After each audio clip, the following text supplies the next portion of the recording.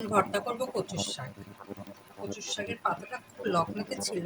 আমার সাহেব বাজার থেকে কিনে নিয়ে আসছিল কালকে রাতে। আজকে সকালবেলা বেছে ধুয়ে টুয়ে বসিয়ে দিলাম। এই দেখুন কচুর শাকটা খুব লকলকে, তবে কচুর শাকে তেমন কিছু দিতে হয়নি। যেহেতু ভর্তা করব কচুর শাকে, এর জন্য শুধু দিয়েছি হলো মরিচ, রসুন আর আদা, আর কিচ্ছু দিইনি। এখন আমি এটাকে সিদ্ধ করব খুব সুন্দর করে। সিদ্ধ করার পর আমি এটা সারোয়াতে ভর্তা করব। তবে কচুর শাক খুব ফেভারিট খাবার আমার। আমার সাহেব যেখানেই পাই, একটু যদি এরকম খুব সুন্দর কচুর শাক পাই, উনি নিয়ে আসে। কারণ কচুর শাকটা আমি খুবই পছন্দ করি, এবং কচুর শাক আমি বিভিন্নভাবে রান্না করি। ইলিশ মাছের কাঁটা দিয়ে রান্না করি, আমি ডাউল দিয়ে রান্না করি, আমি ভর্তা করি। মানে মোট কথা কচুর শাক আমার খুব ফেভারিট। কচুর শাক আমি কখনোই আনলে অবহেলা করি না, এবং আনার পরে আমি বসিয়ে দিই পাতাগুলো দিয়ে ভর্তা।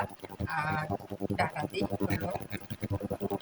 ডাউল দিয়ে, না হয় ইলিশ মাছের কাঁটা দিয়ে বা ইলিশ মাছের মাথা দিয়ে বা ইলিশ মাছের লেজ দিয়ে ভর্তা করি। আর এটা আবার আজকে হচ্ছে কচুর শাকের ভর্তা। এটা খুবই পছন্দ। সিদ্ধ করা হোক, তারপর আপনাদের ভর্তা করা দেখাচ্ছি। কচুর শাকের ভর্তা হয়ে গেছে, এই দেখুন কি সুন্দর নরম নরম হয়েছে।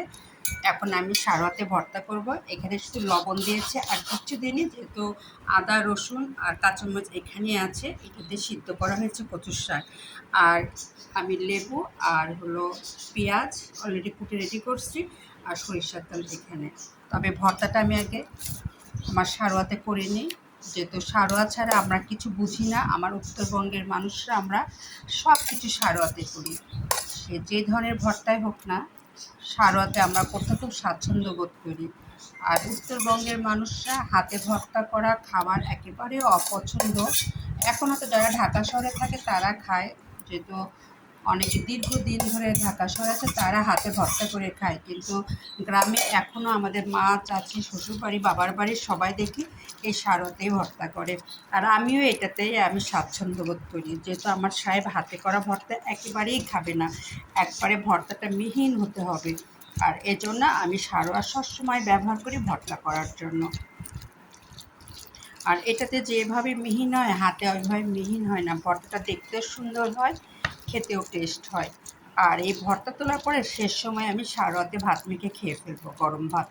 আর যে কোনো গরম ভাত আপনি সারোয়াতে ভর্তা তোলার পরে সেই সারোয়াতে খাওয়া খুব টেস্ট। এটা যারা খেয়েছে তারাই জানে।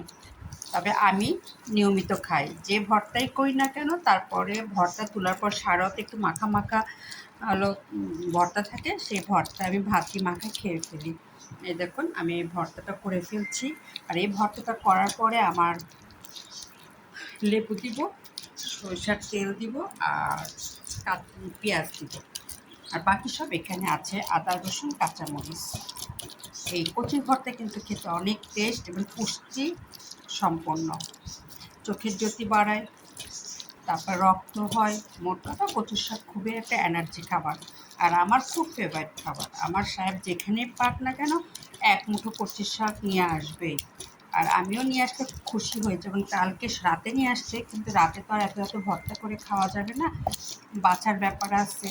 যেহেতু রাতের বেলা আবার ধোয়াধুয়ি কাটাকাটির ব্যাপার আছে, এই জন্য আমি আজকে কচু শাকের ভর্তাটা করতেছি। এই কচু শাকের ভর্তা এভাবে করার পরে আমি কাঁচা পেঁয়াজ দিব, লেবু দিব। এতটা লেবু দিব না, 1 পিস লেবু দিব, আর বাকিটা ভাত দিয়ে খাবার জন্য কেটেছে, আর সরিষার তেল দিব। এই দিয়ে সম্পূর্ণ কচু শাকটা মাখায় আমি বাটিতে তুলে ফেলবো। আর বাকিটা আমি সারোয়াতে মেখে ভাত খেয়ে ফেলবো। মানে আপনারা কে কে সারোয়াতে ভাত মাখা খাওয়া পছন্দ করেন, কমেন্টস করে জানাবেন।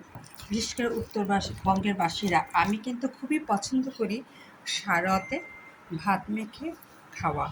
ভর্তাটা তোলার পরে সারোয়াতে একটু একটু খাবার ভর্তা লেগে থাকে, আর সেই ভর্তায় গরম ভাত মাখিয়ে খাওয়ার সেই টেস্ট।